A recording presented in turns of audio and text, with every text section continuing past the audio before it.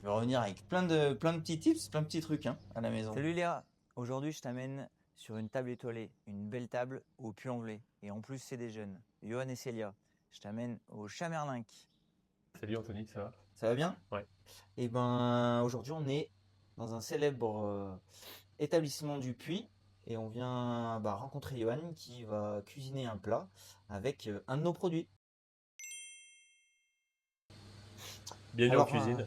Merci. Qu'est-ce que tu nous prépares de bon aujourd'hui? L'idée, c'est le printemps, les premiers rayons de soleil. Donc, mettre en avant tous les légumes verts qui commencent à arriver. En macro, on est en plein dans la saison aussi, on en profite. Ouais. Simplicité en cuisine, juste du légume assaisonné. Ouais. Ça se scie bien aussi avec la verveine. Un petit peu d'ail des ours aussi, saison complémentaire de l'asperge et du petit pois. Donc, comme son nom l'indique, c'est une plante qui a le goût d'ail, mais très doux, quoi. L'idée, c'est de faire juste une petite vinaigrette, donc huile de verveine. Donc ça, c'est de la verveine mixée avec de l'huile, tout simple. Huile d'olive. De mettre une petite goutte de vinaigre. Un peu de poivre. Je vais le faire à la maison, ça. Juste pour amener ce côté... L'apprenti. Ça peut être une entrée. Ouais, carrément, ouais, Ouais, c'est une entrée. sur sur des amuse-bouches. Je vais rajouter mes petits pois.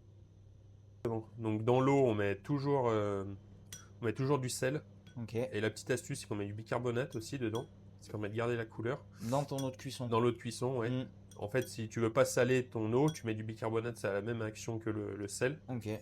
Et après, c'est le choc thermique de le refroidir instantanément dans la glace qui permet de garder la couleur. Ok. Après, il faut tout de suite les enlever pour pas que le goût Ouais. du légume s'échappe dans l'eau. Et pareil, je note. Je vais revenir avec plein de petits tips, plein de petits trucs. Tapisser un petit peu le fond de l'assiette. C'est ce qui va amener vraiment un petit peu le liant de toute l'assiette, quoi. Ok. Hop. On va prendre notre petite salade, les asperges, les fèves.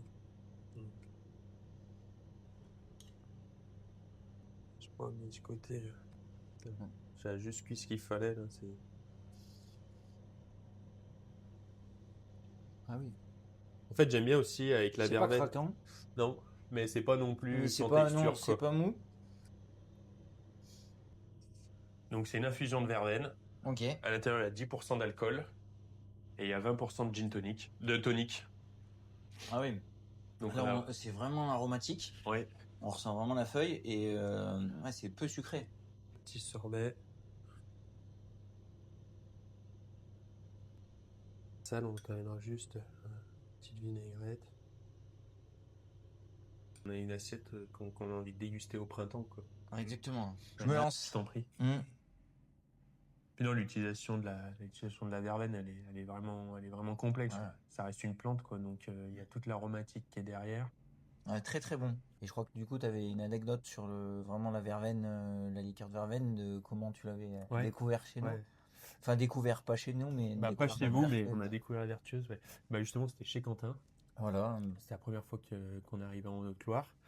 Et du coup, il nous avait servi des verveines toniques. Ok. Et voilà. Et tout est parti de là, quoi.